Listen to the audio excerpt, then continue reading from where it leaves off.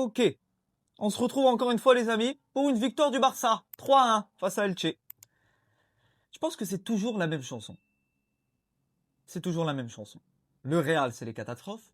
Et le Barça, c'est les victoires. Mais au-delà de cela, sur cette période qu'on vit actuellement, il y a quelque chose qui m'a embêté sur le match, c'est que le Barça, même en ratant des occasions, parce qu'ils en ont raté, hein. Mon Dieu, combien d'occasions ils en ont raté, de par Fermin Lopez, Ferran Torres également, Tokar Torres, honnêtement, malgré son but, hein, faut le dire.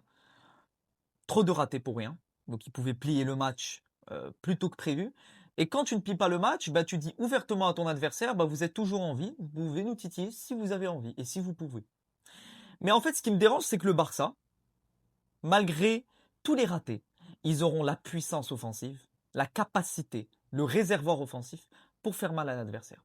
C'est-à-dire que même s'ils ne sont pas efficaces, ils seront efficaces. Je pense que vous avez compris. Le Real, en fait, nous, c'est simple. La comparaison est simple. Si on rate 2-3 occasions, on est mort. On est mort parce qu'on est nul en efficacité et qu'on se crée trop peu d'occasions.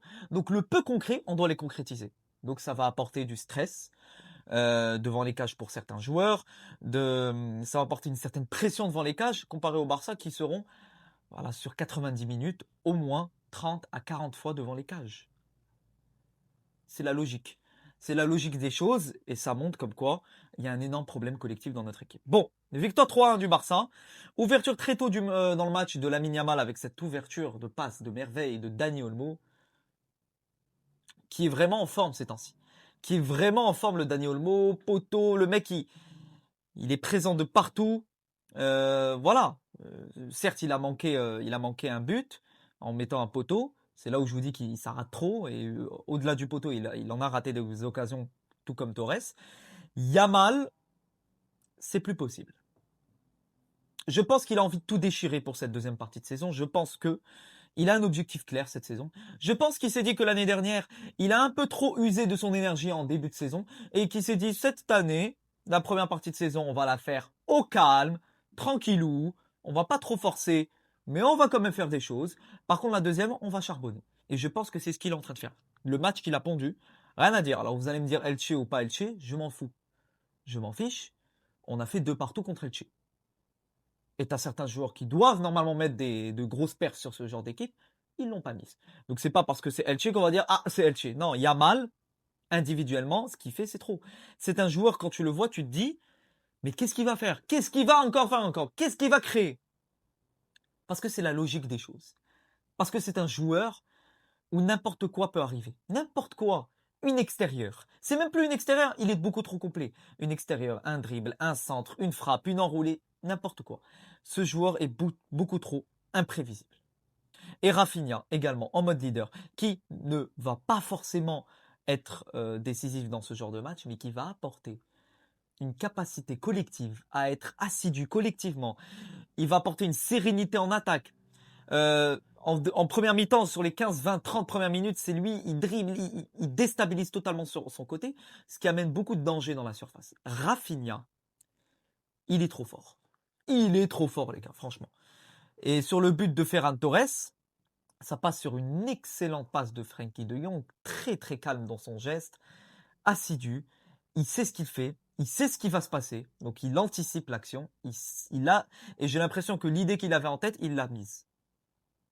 Le Barça est une équipe beaucoup trop complète offensivement. Maintenant, défensivement, oui, il va encaisser. Et ils ont encaissé contre Elche.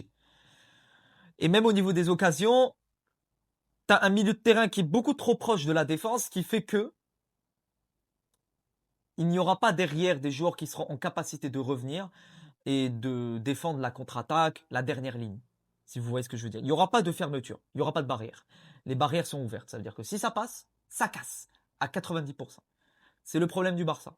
Je l'ai dit depuis 3-4 mois et je continuerai à le dire, c'est défensivement. C'est défensivement, c'est leur animation défensive. Parce qu'offensivement, je n'ai rien à leur reprocher. C'est vraiment top. Surtout qu'il y a un Égyptien qui a signé là. Je pense qu'il s'appelle Karim quelque chose.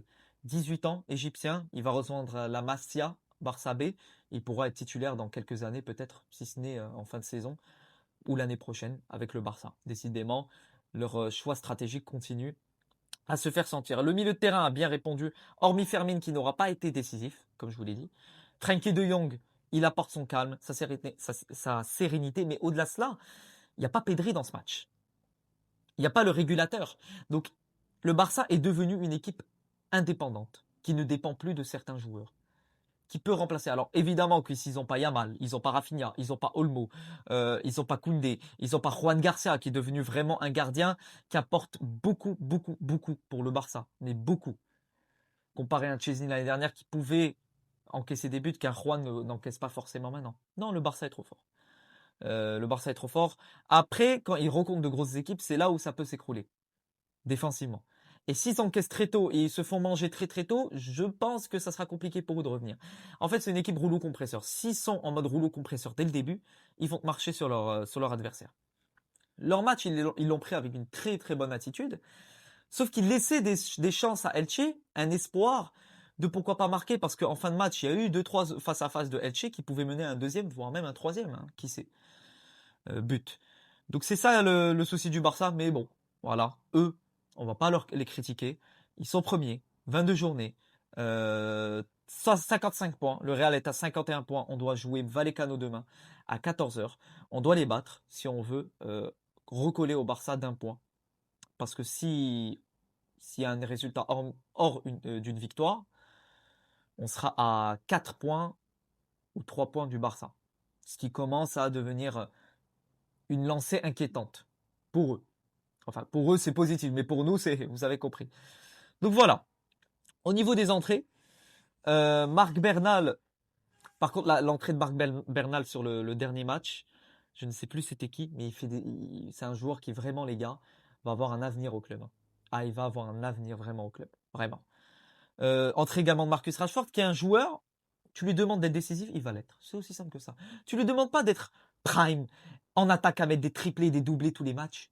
Il rentre, il fait la différence. Dernier match face au Copenhague, il a fait la diff. Coup franc, décisif. Aujourd'hui, il rentre, décisif. C'est tout ce que vous lui demandez. Qu'est-ce qu'il va apporter de plus? Alors oui, personnellement, quand il est titulaire, je pense qu'il apporte moins que quand il est remplaçant. Un peu du genre d'un Brahim Diaz dans les saisons passées avec le Real Madrid. C'est un joueur joker de luxe qui peut vraiment apporter quand il est en forme physiquement et les autres sont affaiblis. Donc voilà. Voilà ce que je pense pour ce match. Du côté du Barça, ils remontent à la première place. Ils mettent une pression sur le Real. Demain, qui joue face au Vallecano, comme je vous l'ai dit. Et surtout que le Vallecano, c'est une équipe qui réussit très peu de notre côté. Enfin, on n'arrive pas à battre Vallecano. Ça se solde souvent sur un match nul 0-0, un partout. Voire même des petites victoires 1-0 ou 2-1. Moi, je verrais bien une victoire demain, 2-1 ou 1-0 du Real. Après, on verra ce qui se passera. Donc voilà les amis, prenez soin de vous. Dites-moi ce que vous avez pensé de ce match. Encore une fois, on se retrouve demain pour le débrief de Real Madrid, Rayo Vallecano. À la Madrid, in Adamas. Et encore une fois, à bientôt pour de nouvelles aventures. Ciao mes amis.